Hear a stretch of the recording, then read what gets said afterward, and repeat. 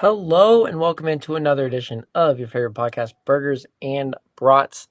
Man, it is good to be back on millions.co and YouTube Live. So instead of just listening anywhere else you get your podcast, you can also check out Burgers and Brats on millions.co or YouTube rewatch there. Got a great episode for y'all. Going to be breaking down the major conference men's basketball tournaments, giving my picks, predictions, maybe some sleepers in each conference, and then NFL free agency. Man, it is getting off to a great start, and we still got days of it to go. So big names going new places and some big names staying put. So be breaking all that down and more. But before we get started, make sure to follow the podcast on any platform, any streaming service, literally anywhere. Get your podcast at Burgers and Brats and stay up to date with latest news on Twitter, Instagram, and YouTube at Burgers and Brats. And check out the podcast website, burgersbratspodcast.com. Hopefully you're watching live on millions.co or YouTube at Burgers and Brats. So before we get started breaking down all the conference tournaments, let's start in the NFL. Free agency kicked off big over the weekend and didn't even really officially start until Monday. The biggest news so far was really Myles Garrett deciding to stay in Cleveland. I think that was a big one. We all knew whatever team he was going to go to was going to create a major impact, major implications for that team. I mean, adding a few more wins and making a deep playoff run if that was already a playoff team. Myles Garrett is that type of guy. He said he wanted to get out of Cleveland, wanted warmer weather. Well, that was DK Metcalf, but Myles Garrett saying he wanted out of Cleveland, didn't like losing. Well, when you're getting paid now $40 million per year, losing is kind of fine, I guess. Uh, Myles Garrett became the highest paid defensive end ever and the highest non-quarterback ever, just after last week when Max Crosby became the highest non-quarterback ever. But Myles Garrett now owns that record. He signed a $40 million per year contract, 4 years, so with $123.5 million guaranteed. That's a lot of dough. Don't know the official numbers, but it is over 40 mil per year with that much guaranteed. Man, Cleveland has got the money. First Deshaun, now Myles Garrett. I think that's huge for Cleveland, keeping Myles Garrett. Just big, big, big. Sucks for these other teams. Josh Allen also staying put for Buffalo. We knew this was going to happen. Not really big, but just how much money was he going to get? And he became the super, super high paid quarterback. I mean, 6 years, $330 million, which averages about $55 million per year. And he has a guaranteed contract of $250 million. That is the most ever in the NFL. So he got his money's worth and well worth the money. Does need more help offensively, wide receivers. So see if they get some help with this free agency, but definitely worth that money for Josh Allen. Big time. I mean, we knew he wasn't going anywhere, but glad they could work out the financials there. DK Metcalf going to be a big piece to Pittsburgh. Yes, that's right. He is joining the Steelers. Traded to Pittsburgh for a second round pick. Great money's worth there for Pittsburgh. He signed a 5 year, $150 million deal, which is $30 million per year. DK said he wanted warmer weather. Not going to happen, but he's getting paid. And we'll see what the Steelers do with their quarterback options, see if they keep Russell and Fields or if they go after Aaron Rodgers. I just think it'd be stupid to go after Rodgers. And Mike Tomlin's not an idiot. He's a good coach. It's a very well-ran organization in Pittsburgh. I don't see any way they go after and ruin anything with Aaron Rodgers. I would keep Justin Fields as my quarterback one. But DK Metcalf, Pickens, going to be pretty fun duo out in Pittsburgh. We're going to see who gets that number 14. I think that's big for Pittsburgh. Also on the receiving end, Devontae Adams traded to the Los Angeles Rams.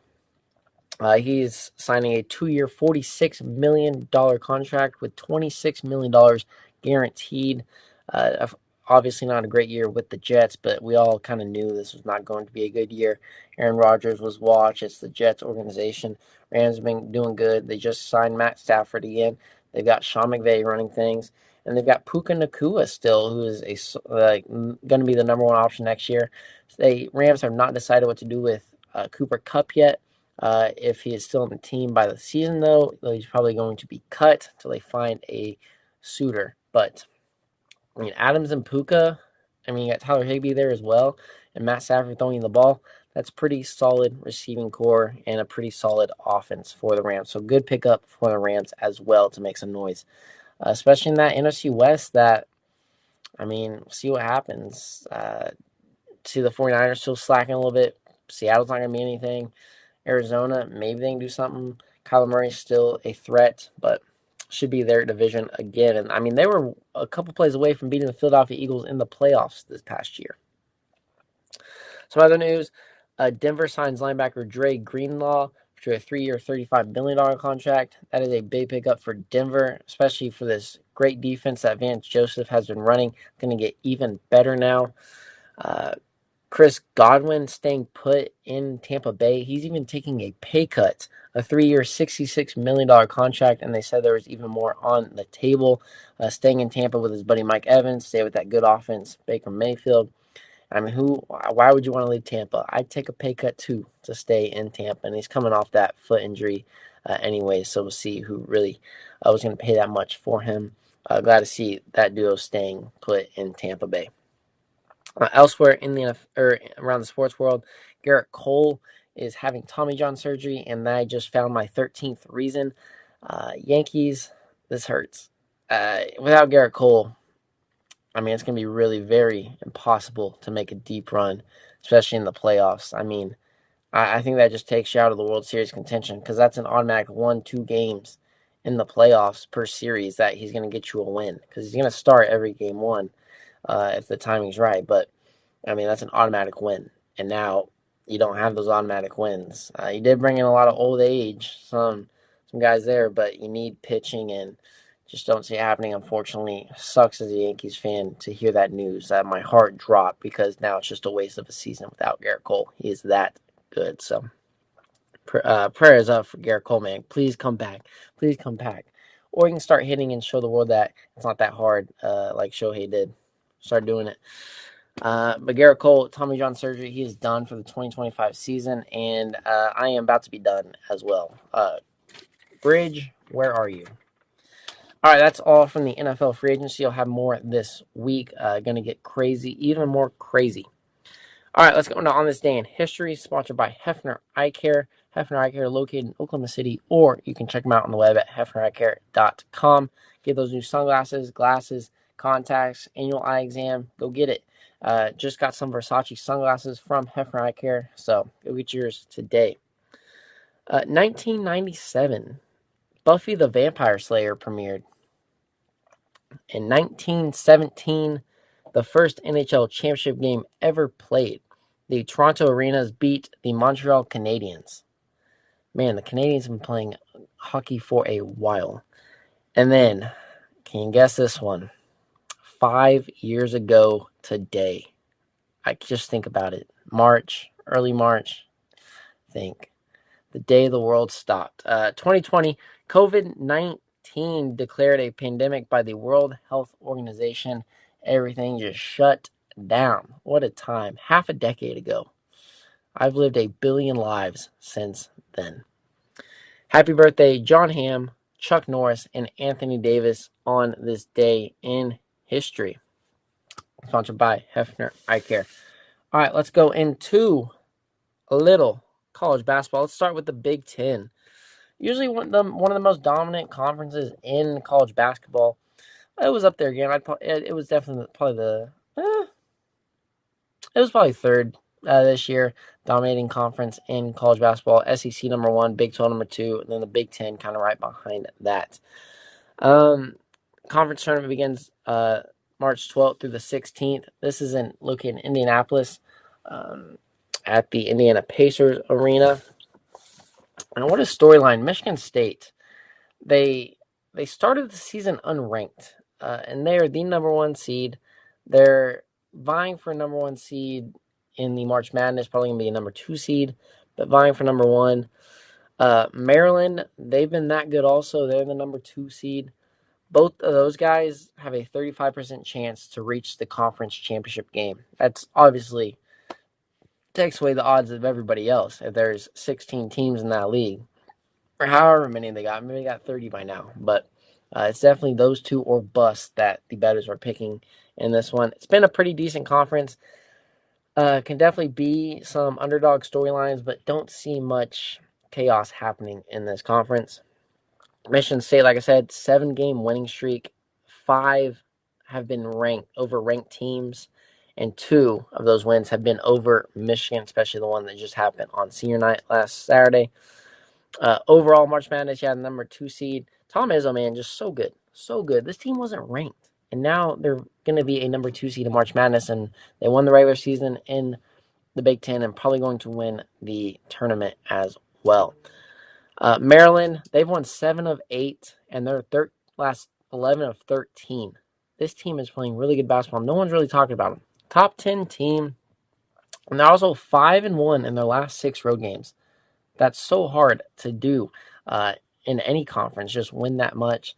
I know bottom half of the conference hasn't been that great, but still, road games are hard to come by. Conference win, if they win this conference, that's going to help their seeding so much in March Madness. So they got a lot to play for in this one.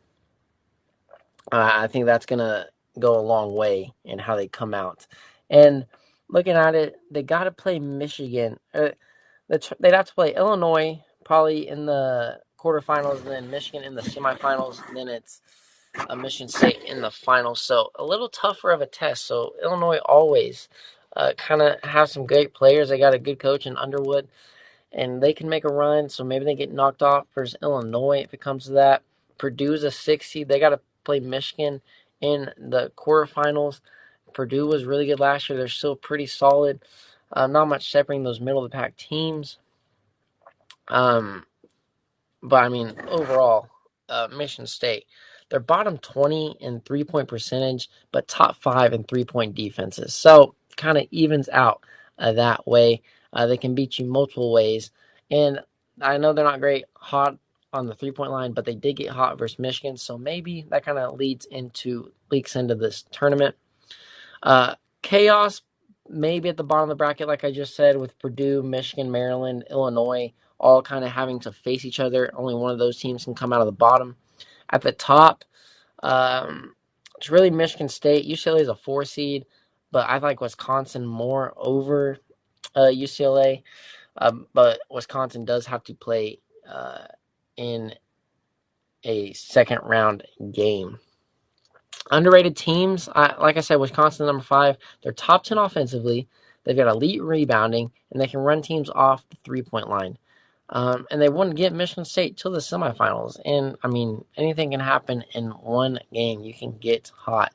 So I think Wisconsin as a 5 seed can definitely make a run. Also, this is a deep run. Number 9, Indiana.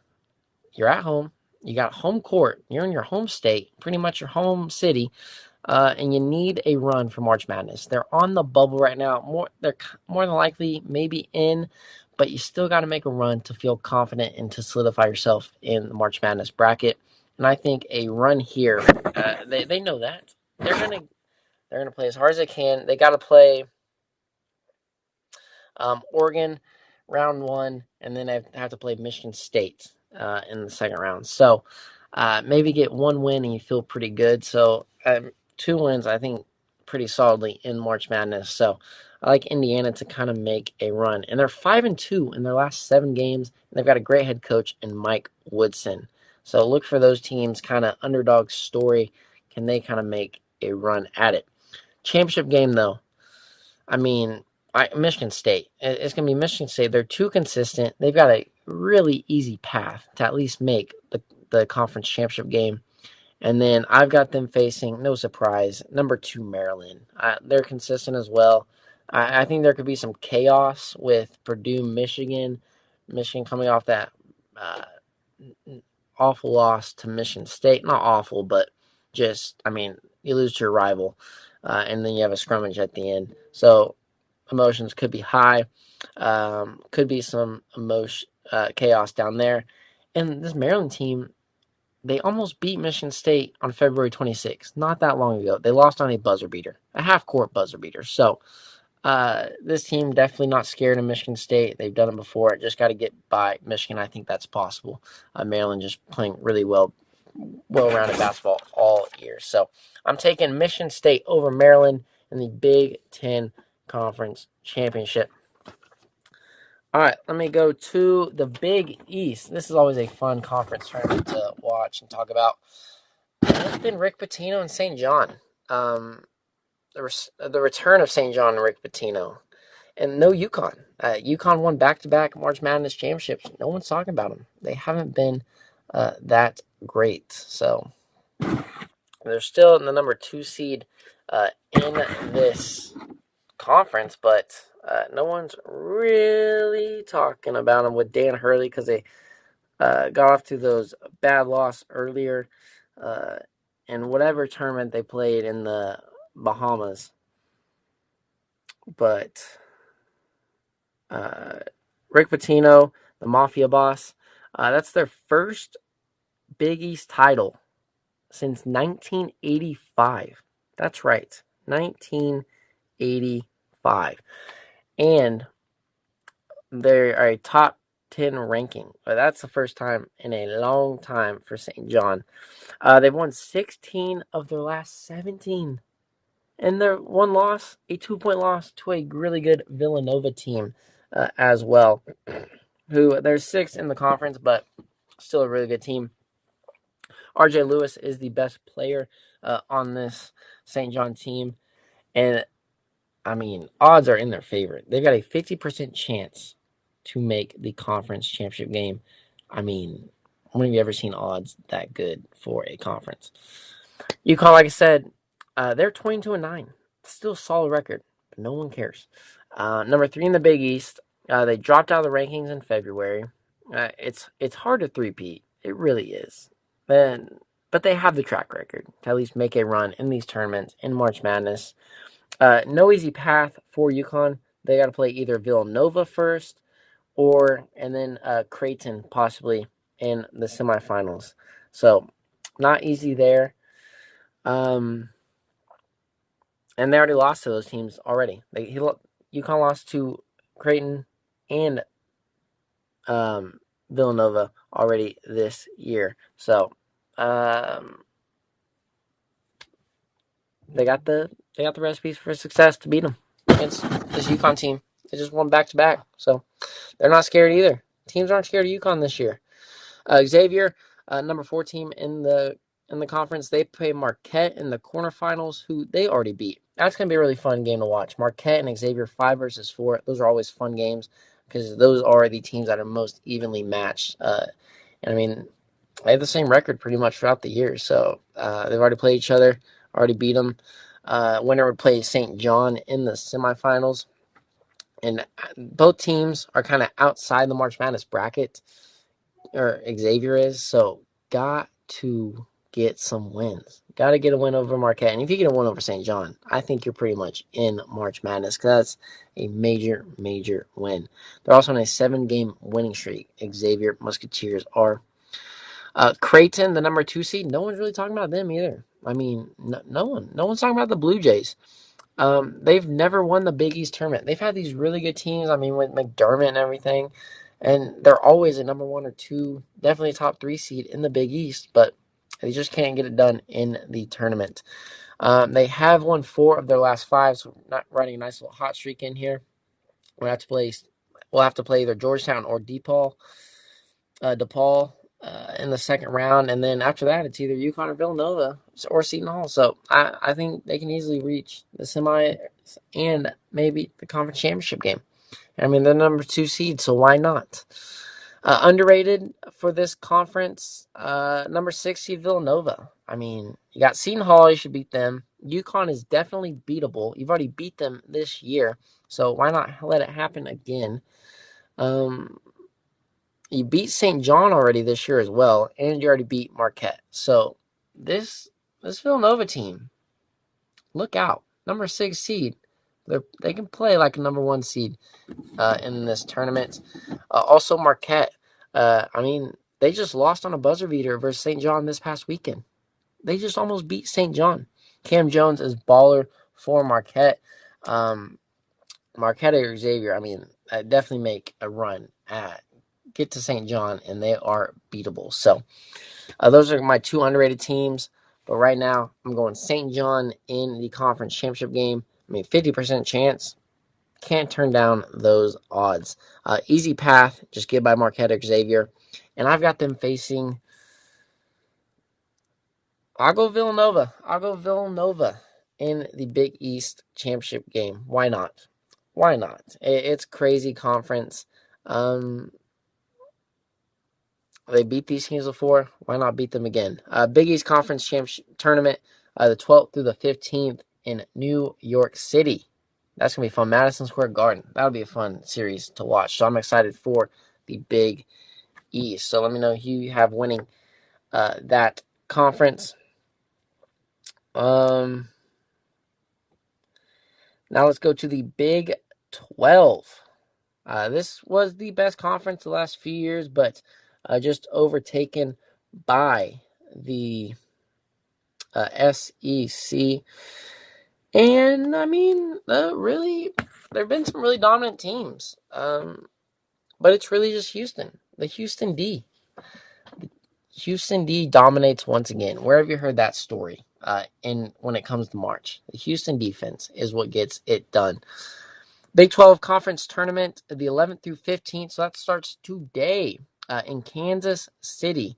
Lots of top dogs in this conference, but no one really separated at the top besides Houston. You got a lot of teams, Texas Tech, Iowa State, BYU, Arizona, kind of all just right there underneath, trying to fight for that second spot. And where's Kansas? Where's Kansas at? Anybody seen Kansas? Oh, yeah, they're all the way at the bottom, number 6 in the conference. Started off really good, and then just sank. They finished 20-11. They lost 7 of their last 13. Man. They do have home court advantage, though, in Kansas City, so a lot of Jayhawk fans out there. They're still a dangerous team, though. This team is always dangerous when it comes to March. They're a top 10 team offensively, and they know how to win when it comes to these tournaments. Bill Self has been there so many times, time and time again. So don't count out Kansas to maybe make a run in this tournament. Houston, though, top dog. It's like we just talked about with St. John. They've got 10 straight wins. They have 1 loss since November 30th, and that was to a top 20 Texas Tech team. Do you know their other 3 losses? Or their other 2 losses? Auburn and Alabama. Those are the other losses on their record. So, great Houston team. They're only allowing 58 points per game for their opponents. But get this. They're actually playing very well offensive basketball. They're 7th in offensive efficiency, and they're 4th in the nation at 40% from three-point range. So, when have you heard that from this Kelvin Sampson team, that they're also making buckets without just stopping you on defense? So, look out for that this year. New recipe for success. Iowa State started 15-1 on the season, and they were up as high as number 2 in the country rankings. Just injury and illness, though, the last few weeks have just derailed them. They're still a number 5 seed in this conference, but they've lost 3 of the last 5 and just sliding for a little bit. Texas Tech, the number 2 team in the Big 12, has JT Toppin, who's averaging 18 points per game, 9 rebounds. He does have a hand in giving Houston their only Big 12 loss on the season, so expect him to play it lights out. And they wouldn't have to play Houston until the championship game, so stay away from them. They just got to get by Arizona and maybe Kansas, which one of those teams. But I think Texas Tech can easily make it to the semifinals as well as Houston in this one. Arizona, the 3 seed, that'll have to face Texas Tech in the semis, it looks like. Caleb Love, a household name, but Henry Vassar is the best player as he is top 10 in BPM in the nation. That's the plus minus. So, great player. Arizona did lose to Kansas recently, this past week, and they've lost 5 of their last 8 games, and they're still a 3 seed in this conference. Arizona and Tech in the semis, they did split the season series, but man, they are sliding bad. Dark horse in this conference. I mean, BYU at number 4 is the deepest I'd go. They got Dimon and Edgecombe, so I may have butchered that, but those guys are going to be lottery picks, and on the same team for the BYU Brigham Youngs. This was a top 10 team earlier in BYU. They've been playing really good basketball. They're a number 4 seed, but this is a team that is top in the nation. That's really the farthest you can go is underrated. I don't see anybody else past 4 making a run. I mean, Iowa State has the mechanics to do it, but they've just been so injured and have been sliding recently. Kansas, they know how to win, but they're number 6 seed. I don't see them at least making to the semis, but don't count them out. No one beyond Kansas as a 6 seed has a shot. I will say that flat out. I bet everything I have, no one beyond Kansas, number 6 seed, has a shot at making the semis. Some little stats here. Big 12 semifinal favorites are 18-2 straight up and 15-5 against the spread since 2013. So if you're a Big 12 semifinal favorite, the odds are ever in your favor. Conference champ game, you got to go with Houston. They have a 43% chance to win the conference tournament. 43 to win it, not just make it, win it. Do have an easy path. You just got to face BYU or Iowa State to get it to the championship game. And then I've got them, I think, just going to work, going to have to face number 2 Texas Tech. They've got a 16% chance to win as the second best odds, and after that it just drops substantially.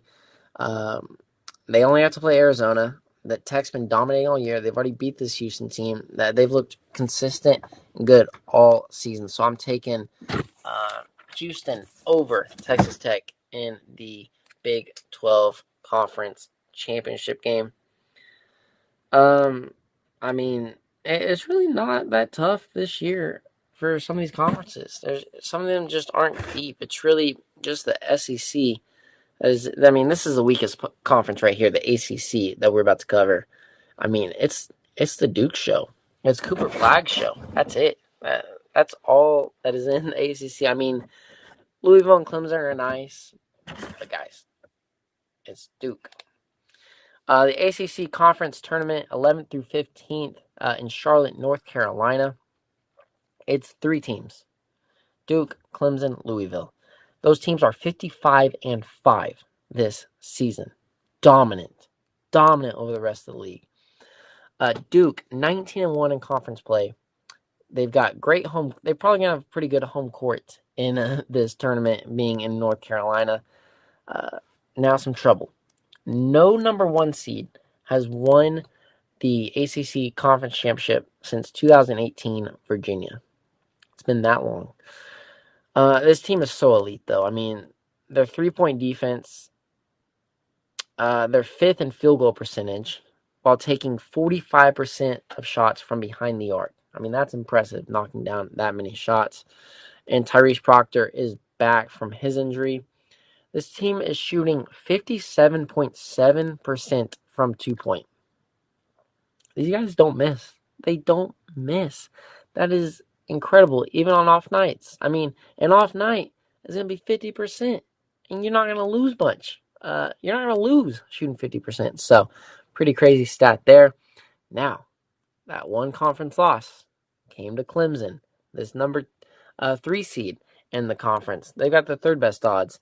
They beat Duke in February. Wasn't too long ago. This team is not scared of Duke. They should have pretty good crowd support as well in this tournament. and they're a year off an Elite Eight run.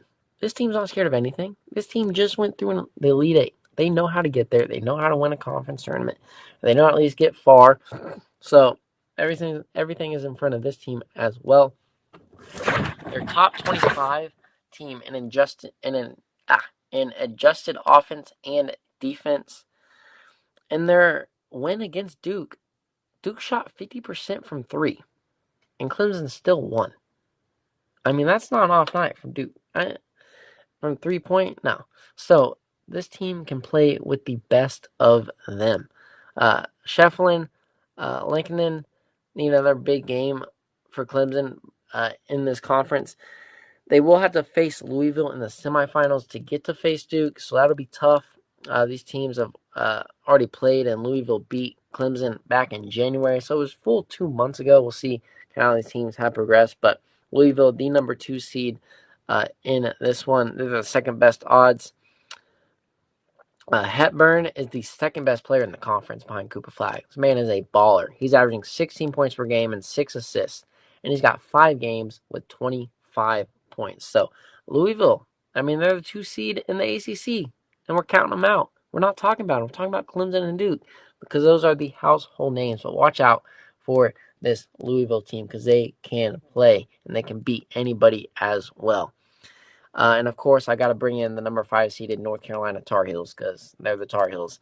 They are 1-11 versus Quadrant 1 teams. That's teams that are kind of the top dog in the country for the year. They got blown out by Duke on Saturday. It's not a bad schedule, though, for what they have. They just got to beat either Notre Dame or Pittsburgh and then beat Wake Forest to have a rematch versus Duke in the semis. So this team could go to the semis. And I mean, emotions are high in a rivalry game. Anything can happen in a rivalry game. So I mean, they can maybe make a run at the title game.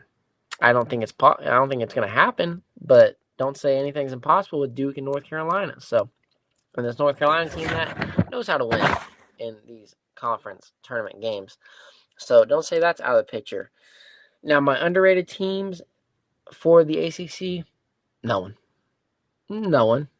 No one outside the top 3 teams are making it to the semis or to the championship game. I'm sorry, but nobody. It's a 3-team race, and that's it. Clemson and Louisville will meet in the semis. Duke's getting to the championship game. Maybe North Carolina, like I said. Maybe Wake Forest. They get the win. I don't. They're the 4 seed. I think it'll be North Carolina or Wake Forest that get to the semis, but I mean, it's 1, 2, 3, and then 4, 5 because it has to be 4, 5 to get there. So I don't see anybody. No thanks. If I had to say one, maybe Pitt, and that's the 13 seed. I don't know. I don't think so. But yeah, nobody's making a deep run. So sorry about that. You other fans of the ACC, not happening. All right, championship game picks. I mean, guys, Duke. I mean, dominating all year. They shoot way too good. They don't miss. So they got this guy named Cooper Flagg. Don't know if you heard of him. Gonna be the number 1 pick this year. So, got them taking on. I'm gonna go Clemson. I'm overlooking Louisville. I'm sorry, Louisville, but I'm gonna overlook you right now. Taking Clemson, the 3 seed. They're 14th in the nation in 3-point percentage. They've already beat this Duke team. They're not scared, and I think they'll have a little bit of home field advantage here as well. So. Give me Duke over Clemson in the ACC championship game. So it'll be fun to watch. At least that semifinal and conference title will be to see. So, all right, let's go into the best conference, the last conference, the SEC. Tournament starts the 12th to the 16th. That is in Nashville, Tennessee. And man, they're looking for 12 bids in the SEC. They could get 12 teams in to the March Madness bracket if all goes well for the SEC. I mean, automatically 10 teams are getting in from this heck of a conference. Best conference all season. 10 to 11 teams in already. And all time, the greatest conference we've ever seen. So many great teams. There's going to be so much chaos that happens in this one. And Auburn, I mean, they're already a number 1 seed lock for the March Madness tournament. They did just lose to Alabama this Saturday. I mean, they've got what you can call an easy path to the championship game for the SEC. They really just got to go through Tennessee, maybe Texas A&M, maybe Vanderbilt, maybe Ole Miss. Yeah, see how easy that is? But that is the easiest way you could go, facing one of those teams. Auburn, I mean, these guys are old.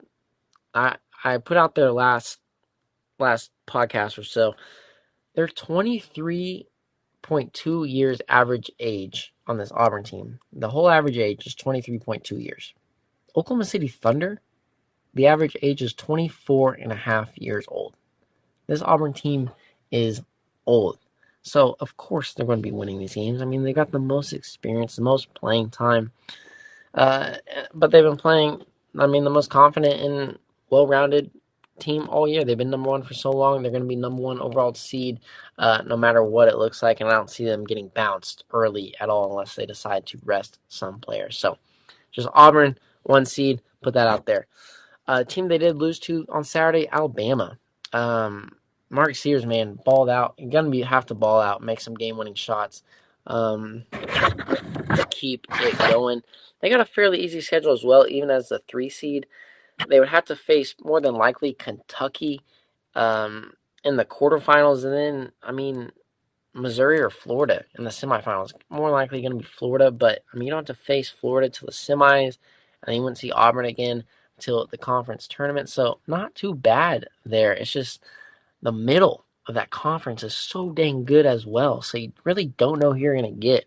This conference, there's really no looking ahead, no predicting who you're going to be facing because, I mean, it's just so back and forth. All these teams are so evenly matched. You really can't game plan, look ahead to think, okay, and we know we're going to be facing this team because the other team they're playing is not good at all. So really doesn't, it really hurts. Can't game plan for a certain team. But Bama should be pretty good. They're the number two team in the country just recently, still a top 10 team. So look for them to ball out. Florida, the number actual 2 seed in this conference, they've won 9 of their last 10. They've only had 4 losses all year, and they were to top 3 teams. I mean, Auburn, Alabama, Tennessee, and Florida did beat Auburn this year. That's one of Auburn's losses, Florida Gators. So they're 20% chance to win the conference tournament. That's pretty good. I mean, they only got to face Missouri or Mississippi State, more than likely. So not too tough there. Definitely, they're going to make a run at the semifinals easily. Another team, Tennessee, that 4 seed. They've won 5 of their last 6, including a 20-point win over Florida. So, I mean, see what I say? Every week, every game, these teams are so good. You just don't know. It's just such a crazy conference. They were a top 5 team at one point this year. Tennessee was, and they've been a top 15 team. So, really, really good out there. You really just got to watch for those teams that have something to prove for March Madness. That's an Oklahoma team, maybe a Kentucky team.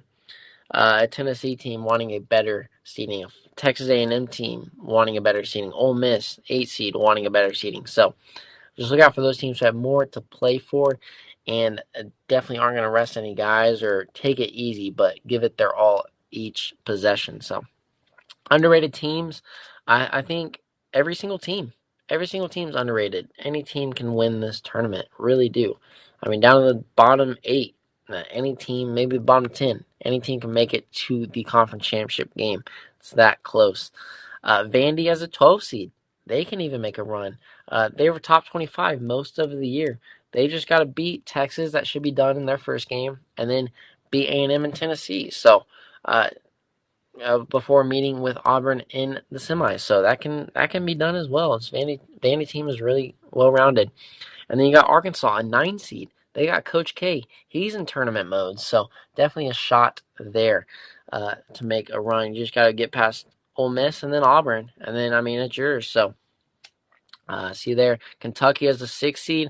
They can make a run, get Bama in the next round, and then it's really just anybody's game. I do think Auburn is going to make the conference tournament championship game. They got a 39% chance to win the tournament. And, I mean, it's just so hard to pick this one. But, every week is just up and down. But I think it's going to be Bama or Florida. I do expect some craziness to happen, so I think it will be kind of a lower seed. But right now, I'll go Alabama right now the way they've been playing. So I got to rematch Auburn and Alabama in the conference championship game. So give me that for the SEC. All right, let's go to my final segment, who I'm sharing my burger and brat with. Well, I'm sharing my burger and brat with oysters. That's right. I don't know if they can eat burgers and brats, but you need to eat oysters because they contain a protein that is an outright killer of antibiotic-resistant bacteria. And to strengthen antibiotics overall effectiveness, you need to eat oysters. So eating oysters strengthen the antibiotics overall effectiveness. It kills bacteria behind pneumonia, strep throat, and scarlet fever. Man, what is in these oysters? This discovery was made by scientists in Australia that found proteins in hemolymphs, cells that act a little like blood cells in people. Their antimicrobial compound prevents bacteria from those diseases from forming colonies protected by biofilms. The bacteria adheres to surfaces, and the oyster compound disrupts the biofilm from attached to surfaces and releases back into the blood where it can be attacked by antibiotics. So, I know that was a lot, but I mean, good bacteria eats bad bacteria. Oysters have the good ones. Oyster protein on its own killed the bacteria, but when it was combined with antibiotic drugs, the effects of both those combined was 2 and 32 times greater, depending on the drug and bacteria. So eat your oysters for overall health, killing the bad bacteria. And just staying healthy. Eat those oysters. I know they're slimy. Put them on a cracker. Put some Tabasco on them. But you got to eat those oysters. So, share my burger and brat with some oysters today. Burgers and Brats Oysters. Or the Oysters Podcast. Hey, how about you like that? All right, everyone. Thank you all for listening. Hopefully, get those tournament rights. I think I'm pretty solid on those, but should be a fun week in March. Leading up to the March Madness and Selection Sunday, this coming Sunday. So I'll be back later this week breaking down what we've seen in the conference tournaments, some more NFL free agency, and the Players Championship from the PGA Tour. So thank you all for listening. Make sure to follow the podcast on any platform, any streaming service, literally anywhere. You get your podcast at Burgers and Brats.